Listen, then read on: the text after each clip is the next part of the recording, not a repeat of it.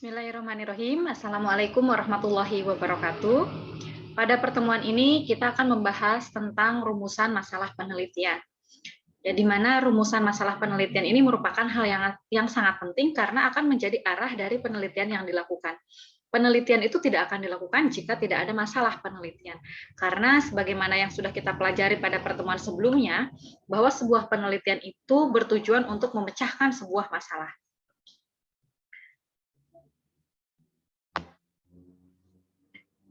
Setelah kita melaksanakan perkuliahan ini, di akhir perkuliahan diharapkan teman-teman dapat mengidentifikasi masalah kesehatan, baik yang ada di lingkungan maupun bersumber pada hasil penelitian sebelumnya, serta dapat merumuskan masalah penelitian dari fenomena yang ditemukan.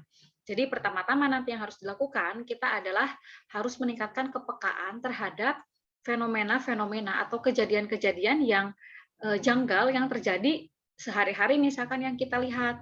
Misalkan banyak sampah yang berserakan, tidak pada tempatnya, itu kan sebuah masalah. Kemudian misalkan kita melihat banyak anak jalanan di stopan lampu merah, itu juga masalah. Dan itu sangat banyak sekali bisa kita temukan sehari-hari, bahkan bukan hanya saja di luar tempat tinggal kita, bisa jadi masalah itu juga justru kita temukan di dalam rumah kita sendiri. Nah, jadi sangat banyak sekali ya masalah penelitian itu dapat kita temukan hasil observasi dari kehidupan kita sehari-hari, bisa juga kita dapatkan dari kita membaca penelitian sebelumnya, di situ ada rekomendasi atau saran untuk penelitian selanjutnya, ataupun kita bisa melihat berita-berita di media elektronik, ya, di media sosial, sangat banyak sekali. Nah, kemudian apa sih yang dimaksud dengan fenomena atau masalah? Ya, jadi segala sesuatu yang itu menyimpang dari apa yang seharusnya. Nah, ini kan seharusnya, contohnya tadi hal kecil. Sampah itu harusnya ada di tempat sampah. Nah, itu betul.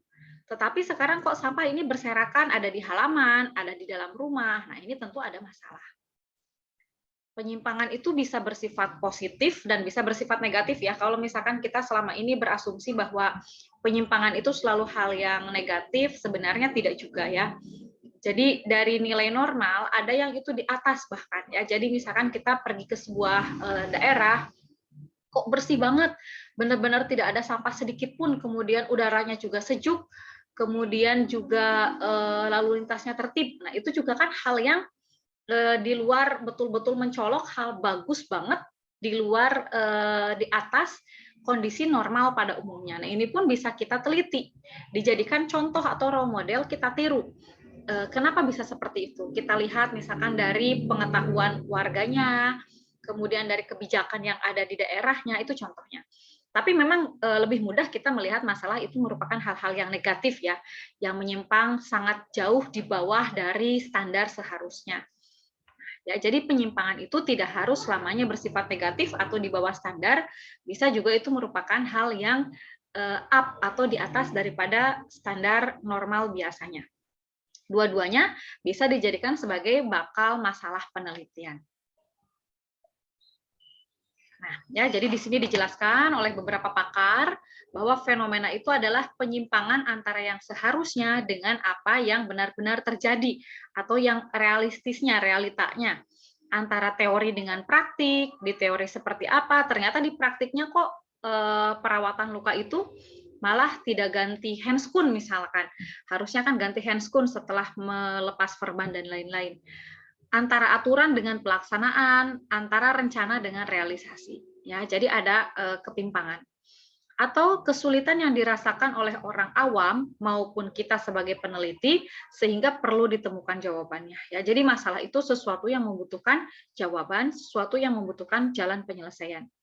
Suatu rumusan kalimat interrogatif atau kalimat tanya mengenai hubungan antara dua variabel atau lebih yang belum terjawab dengan teori atau penelitian yang ada. Nah, tetapi juga tidak berpaku hanya saja ke hubungan antara dua variabel ya. Walaupun satu variabel itu juga bisa merupakan sebuah masalah ataupun fenomena. Nah, kemudian bentuk-bentuk dari rumusan masalah, ada rumusan masalah deskriptif atau gambaran, ada juga masalah komparasi dan masalah asosiatif. Kita akan lihat pelajari satu persatu. Yang pertama rumusan masalah deskriptif. Jadi rumusan deskriptif itu berkenaan dengan pertanyaan terhadap keberadaan variabel mandiri atau variabel tunggal, baik hanya satu variabel atau lebih, jadi tidak dihubungkan. Nah, ini contohnya kan satu saja nih variabelnya tunggal. Tingkat stres variabelnya ya, kita misalkan melihat ada fenomena di pondok pesantren itu santri-santri yang baru cenderung mereka menurun prestasi belajarnya dibandingkan tingkat pendidikan sebelumnya, atau mereka itu cenderung ada yang bolos misalkan, atau kurang bisa menguasai materi yang diajarkan. Kemudian kita menganalisis ini, oh mungkin mereka stres karena masa adaptasi ya, masuk sebagai santri. Nah, ini hanya tunggal saja, ingin melihat bagaimana sih tingkat stres pada santri. Nah, tapi atau juga ini juga tunggal. Pengalaman keluarga dalam merawat ODGJ ya. Bagaimana pengalaman keluarga merawat ODGJ? Nah, bisa juga lebih dari satu variabel. Contohnya, bagaimana tingkat stres dan efikasi diri pada santri. Nah, ada dua, tingkat stres dan efikasi diri. Kita dalam satu waktu ingin melihat dua hal itu, tetapi tidak dihubungkan satu dan yang lainnya. Ya, seperti contoh mudahnya ingin mengetahui bagaimana warna dan rasa apel di Malang. Nah, itu kan warnanya dan juga dari rasanya, tapi kita tidak menghubungkan semakin warnanya merahnya semakin tua semakin manis, tidak ya. Nah, itu disebut dengan rumusan masalah deskriptif. Jadi bisa satu variabel, dua variabel, tiga variabel, bisa bebas. Tapi catatannya tadi, peneliti tidak sedang membuat perbandingan atau tidak sedang menghubungkan satu variabel dengan variabel lainnya, kalau itu lebih dari satu variabel. Jadi peneliti hanya menjabarkan atau mendeskripsikan data dari hasil penelitian. Ya. Nah, ada juga asumsi dari para peneliti pemula mengatakan bahwa kalau penelitian menggunakan rumusan masalah deskriptif ini kurang bagus atau kurang keren gitu ya. Jadi seolah-olah gampang banget sih gitu, terus terlalu sederhana. Itu salah ya. Karena apa? Justru penelitian deskriptif ini merupakan penelitian dasar yang sangat dibutuhkan untuk mengembangkan penelitian-penelitian selanjutnya. Nah, tanpa ada hasil penelitian dari deskriptif, tidak ada gambaran, kita tidak menemukan atau tidak mendapatkan data yang itu sifatnya scientific, sistematik didapat dari hasil penelitian. Nah, jadi salah ya kalau mengatakan kalau saya mengambil penelitian dengan judul gambaran itu kurang baik, nilainya tidak akan maksimal atau misalkan kurang keren, tidak. Tetapi penelitian dengan menggunakan rumusan masalah deskriptif betul-betul dilakukan ya, tinjauan teorinya bagus, justru ini akan menjadi penelitian yang hasilnya bagus. Ya. Oke. Kemudian selanjutnya adalah yang kedua, rumusan masalah komparatif. Dari katanya itu kan compare, berarti ada membandingkan, perbandingan ya. Rumusan masalah penelitian ini membandingkan, mengkomparasikan keberadaan satu variabel atau lebih pada dua sampel yang berbeda. Atau perbedaan ini bisa dinilai dari metode atau ada intervensinya berbeda atau pada waktu yang berbeda. Kita lihat contohnya. Ini membandingkan ya, membandingkan. Adakah perbedaan? Nah, kan perbedaan itu membandingkan. Regulasi emosi antara pasien kanker serviks yang menjalani kemoterapi dan tidak menjalani kemoterapi di RSUD Banyumas. Nah, jadi kan ini ada variabelnya itu sebenarnya kan regulasi emosi, tetapi variabel ini pada dua sampel yang berbeda. Yang satu sampelnya adalah pasien kanker serviks yang dia sudah menjalani kemo, dan yang kedua di sampel kedua itu adalah pasien kanker serviks yang belum menjalani kemoterapi. Jadi kita lihat ya di dua sampel yang berbeda. Kemudian contoh selanjutnya adalah adakah perbedaan tingkat kecemasan? Nah, ini sampelnya sama ya. Pada pasien gagal ginjal kronis antara sebelum dan sesudah menjalani hemodialisis atau cuci darah.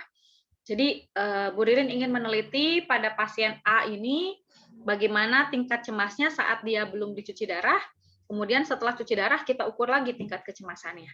Nah, ini rumusan masalah komparasi. Biasanya rumusan masalah ini digunakan ketika kita ingin melihat efektivitas sebuah terapi. Misalkan terapi teknik relaksasi napas dalam, bisa nggak menurunkan tingkat amarah misalkan ya pada pasien gangguan jiwa. Nah, dilihat sebelum diajarkan, diukur dulu, diajarkan intervensi tarik napas dalam, setelah itu diukur lagi intervensi nafas dalam. Nah, itu contohnya ya untuk yang rumusan masalah komparasi. Ini banyak digunakan juga oleh mahasiswa, bisa membandingkan pada satu sampel, kemudian sebelum sesudah, atau memang pada sampel yang berbeda menggunakan intervensi yang berbeda juga bisa. Ya, yang ketiga adalah rumusan masalah asosiatif. Rumusan masalah penelitian ini sifatnya menanyakan hubungan antara dua variabel atau lebih ya. Nah, ini sih lebih sering sebenarnya pertama yang paling banyak kan digunakan deskriptif, yang kedua asosiatif, dan yang ketiga tadi sebenarnya yang komparatif ya. Nah, ini menghubungkan. Jadi kita melihat adanya sebuah masalah, misalkan tadi sampahnya kok berserakan. Kemudian berdasarkan teori tentang perilaku manusia atau perilaku kesehatan, perilaku itu dipengaruhi oleh salah satunya adalah pengetahuan. Jadi saya ingin melihat hubungan antara pengetahuan dengan perilaku membuang sampah sembarangan pada siswa SD di mana, seperti itu. Kita lihat contohnya. Adakah hubungan antara tingkat konsumsi kafein dengan kejadian cemas pada lansia di bla bla bla. Adakah hubungan antara efikasi diri dengan prestasi belajar siswa SMK? Adakah hubungan antara, kalau ini menghubungkannya bukan satu, ini kan satu variabel dengan satu variabel ya. Yang ini antara tingkat konsumsi kafein dengan cemas. Yang ini efikasi dengan prestasi belajar. Kalau yang ini menghubungkan kecerdasan emosi dan mekanisme coping ya dengan, jadi variabel independennya ada dua, kecerdasan emosi dan mekanisme coping, dengan kualitas tidur narapidana ya. Jadi boleh menghubungkan satu dengan satu dengan satu, atau misalkan dua dengan satu boleh dihubungkan ya, atau satu dengan dua boleh. Nah, tetapi dalam membuat rumusan masalah asosiatif, kita tidak bisa lepas mentang-mentang misalkan, kan saya Bu yang penelitian, bebas dong saya menghubungkan apa dengan apa. Tetapi kita juga harus mempertimbangkan ada tidak teori dasar yang mendukung hal tersebut. Artinya tidak bisa kita asal-asalan ingin menghubungkan sesuatu dengan sesuatu, karena nanti hasil statistik sebenarnya bisa saja sesuatu itu ada hubungan walaupun tidak ada secara logika itu tidak berhubungan. Secara angka-angka nanti kalau kebetulan bisa saja jadi berhubungan. Makanya harus didasari dengan tinjauan pustaka yang bagus. Harus kita mulai dengan literatur review ya, dengan melihat hasil-hasil penelitian sebelumnya dengan teori-teori, ada nggak hal itu yang menyatakan, contohnya kalau tadi kan benar, perilaku seseorang itu dipengaruhi oleh pengetahuan. Itu teori menurut siapa? Misalkan menurut Noto Atmojo, atau berdasarkan hasil penelitian sebelumnya, itu banyak yang meneliti seperti itu. Nah, tetapi kalau misalkan kita membuat hubungannya yang asal, menghubungkan asal ya, sama sekali tidak logis, misalkan adakah hubungan curah hujan dengan warna baju yang dipakai oleh siswa ke pantai? Nah, kalau misalkan kita paksakan ya, ternyata penelitiannya menggunakan sampel yang banyak, terus juga hasil statistiknya akhirnya ada hubungan, tetapi secara logika, keilmuan, daya nalar manusia berhubungan tidak antara curah hujan dengan warna baju yang dipakai. Nah, seperti itu. Jadi jangan sampai, walaupun misalkan ini penelitian saya, bebas menghubungkan apapun, tidak seperti itu. Harus ada dasar keilmuan, ada dasar teori yang mendukung hal tersebut. Seperti itu. Nah, rumusan masalah ini sangat penting ya, harus dipikirkan benar-benar, harus matang. Karena apa? Ini memiliki kedudukan dalam menentukan arah penelitian ya. Penelitian tanpa ada rumusan masalah yang jelas ya tidak akan menghasilkan apa-apa. Disebut juga sebagai research question atau research problem. Nah, berfungsi untuk mempertanyakan suatu fenomena, baik sebagai fenomena mandiri maupun tadi yang asosiatif ataupun komparatif. Oke, nah sekarang apa saja sih yang jadi syarat bahwa hal tersebut merupakan masalah penelitian? Nah, pertama kita harus meyakinkan dulu, apakah masalah yang akan dipilih itu sudah pernah ada jawabannya atau belum ada jawabannya. Kalau memang misalkan hal itu sudah merupakan seperti 1 tambah 1 sama dengan 2, itu sudah jelas jawaban yang tidak akan bisa diganggu-gugat lagi. Kita tidak usah meneliti itu.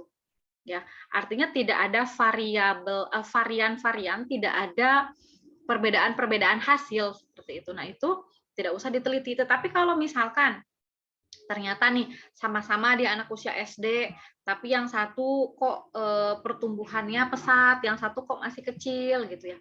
Ini kan ada variasi-variasi, itu bisa kita teliti tentang tingkat pertumbuhan. Kemudian mempertimbangkan relevansinya, seperti yang Bu Ririn contohkan tadi ya.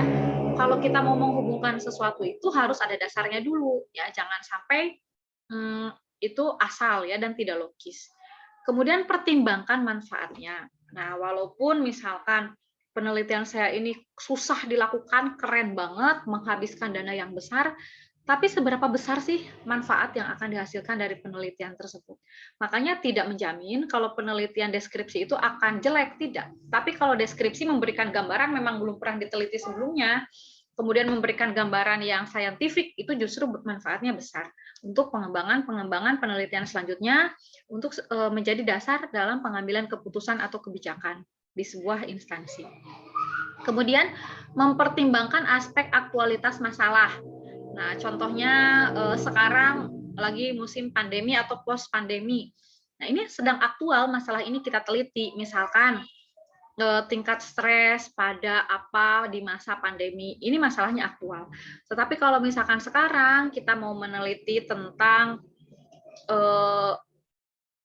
tingkat cemas pada korban tsunami di Aceh tahun 2004. Nah, ini sudah tidak aktual ya. Harus mempertimbangkan aktualitas. Makanya hasil-hasil penelitian yang direkomendasikan dijadikan sebagai dasar tinjauan pustaka oleh teman-teman di bab 2 ataupun di bab 1 itu maksimal 5 tahun ke belakang ya kalau untuk penelitian. Karena apa? Waktu sangat cepat berubah juga itu membawa dampak pada semakin berubah juga semua kebijakan, berubah juga tentang perilaku manusia, itu sangat mempengaruhi. Kemudian, pertimbangkan jelajah atau wilayah pengembangan yang berkaitan. Ya, ini juga kita harus mempertimbangkan aspek visibilitas. Ini garapan wilayah keperawatan atau bukan, karena banyak juga yang merupakan gray area dengan profesi lain. Ingat ya, penelitian kita berarti di bidang kesehatan, lebih khususnya ke arah keperawatan. Nah, tujuan memilih dan merumuskan masalah itu untuk mencari sesuatu dalam rangka pemuasan akademis seseorang, ya, menyelesaikan pendidikan atau untuk membuat tadi penelitian-penelitian, memuaskan perhatian serta keingintahuan seseorang dalam hal-hal yang baru, meletakkan dasar untuk memecahkan beberapa penemuan penelitian sebelumnya, misalkan penelitian sebelumnya sudah ada, tetapi hasilnya variatif atau belum sama hasil penelitian sebelumnya, kita teliti lagi. Atau misalkan ada tuntutan dari sosial, misalkan di masa pandemi kan banyak banget pertanyaan-pertanyaan yang belum terjawab ya di masyarakat, menyediakan sesuatu yang bermanfaat. Tentunya penelitian harus membawa sesuatu yang bermanfaat. Nah, jika perumusan masalah itu baik, maka akan mendorong kegiatan penelitian jadi diadakan. Kalau tidak ada rumusan masalah, tidak ada masalah, kenapa harus dilakukan penelitian ya? Dan juga menjadi pedoman, acuan untuk menentukan arah atau fokus penelitian. Kemudian menentukan jenis data macam apa yang dibutuhkan harus dikumpulkan oleh peneliti kan tergantung dari rumusan masalahnya. Kemudian mempermudah peneliti dalam menentukan populasi dan sampel penelitian. Ya, karena akan jelas, misalkan seperti tadi gambaran adakah Bagaimana tingkat cemas pada santri baru masuk ke pondok? Nah, kan berarti kita langsung tergambar yang harus dicari itu datanya adalah data tingkat cemas. Populasi sampelnya jelas ya Pak, oh ini santri baru masuk gitu. Ya. Nah, teman-teman nanti harus membuat rumusan masalah. Ya, langkah-langkahnya. Pertama, dengan mengidentifikasi, memilih, dan merumuskan. Kita lihat apa yang harus dilakukan di fase identifikasi. Identifikasi ini, kalau Bu Ririn bilang, di mana kita harus meningkatkan kepekaan, harus peka terhadap fenomena-fenomena yang terjadi di masyarakat, atau misalkan kita melihat berita di media sosial, media elektronik, ataupun mendengarkan, misalkan ada orang yang curhat dengan masalahnya, itu bisa menjadi sumber bakal masalah yang akan kita teliti, ya.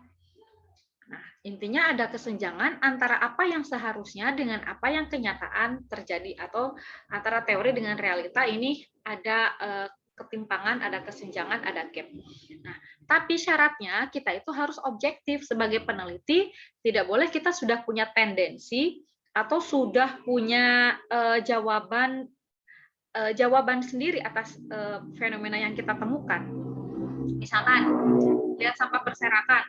Saya ingin tahu bagaimana sih pengetahuan masyarakatnya. Saya udah jawab sendiri, lah orang di sini mah nggak tahu apa-apa gitu ya. Pasti itu mah karena pengetahuannya, makanya buang sampahnya sembarangan. Saya sudah punya tendensi atau saya sudah punya jawaban yang akhirnya akan secara tidak sadar akan menggiring saya untuk menemukan hasil akhirnya adalah itu disebabkan karena pengetahuan yang jelek. Ternyata banyak variabel lain, ternyata misalkan tidak tersedia tempat sampah, ya, atau misalkan di situ bukan cuma warga situ yang lewat. Nah, jadi harus objektif. Peneliti itu harus bisa dikatakan membuka, artinya bisa dikatakan bersifat untuk buta dulu gitu ya. Tidak tahu ini kenapa bisa seperti ini. Nah, seperti itu ya, sehingga ketika hasilnya pun ternyata tidak sesuai dengan apa yang dipikirkan, sebenarnya tidak rejected dan tidak menggiring hasil analisis data ke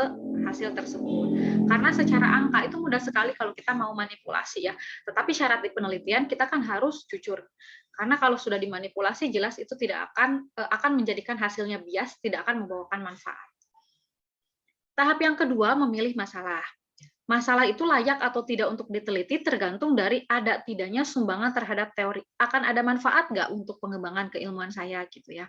Kemudian ada tidak teori sebelumnya yang relevan, yang tadi Bu Rini selalu bilang, jangan mengada-ada menghubungkan segala sesuatu ya, tidak semuanya bisa dihubungkan asal. Ada tidak kegunaan untuk memecahkan masalah dalam kehidupan sehari-hari. Kemudian manageability.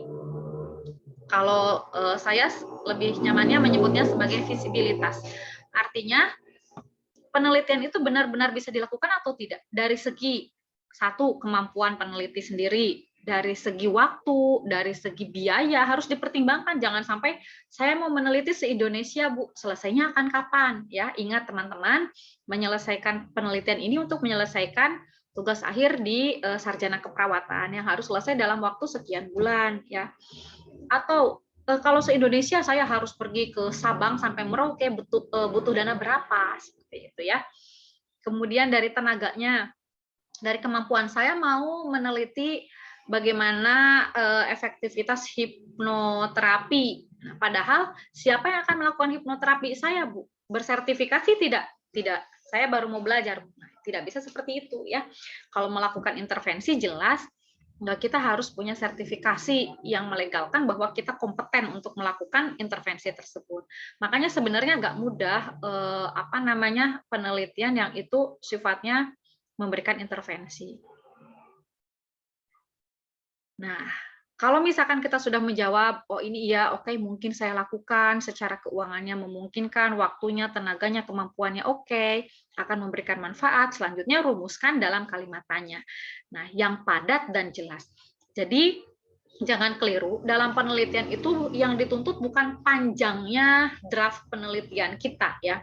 Justru karya ilmiah itu semakin kita bisa menyampaikan secara ringkas, seringkas mungkin, tetapi isinya padat, informasi yang disampaikan banyak, Itu justru yang lebih bagus. Makanya jangan bertele-tele ya, dalam penelitian itu pengen panjang, kalimatnya diulang-ulang bertele-tele itu salah. Justru harus sesimpel mungkin. Memberikan petunjuk tentang kemungkinan pengumpulan data guna menjawab pertanyaan dalam rumusan tersebut.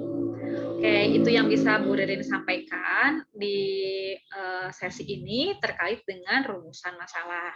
Selanjutnya teman-teman ada tugas untuk merumuskan masalah, silakan pilih segala hal yang memang teman-teman sukai ya, sehingga kalau ada ketertarikan kita akan lebih serius untuk mengerjakan itu ya. Itu yang dapat Bu Ririn sampaikan. Jika ada pertanyaan yang harus didiskusikan, bisa teman-teman tulis di sesi diskusinya ataupun bisa menanyakan langsung lewat WhatsApp ya ke Bu Ririn. Terima kasih, semoga bermanfaat. Saya akhiri. Wassalamualaikum warahmatullahi wabarakatuh.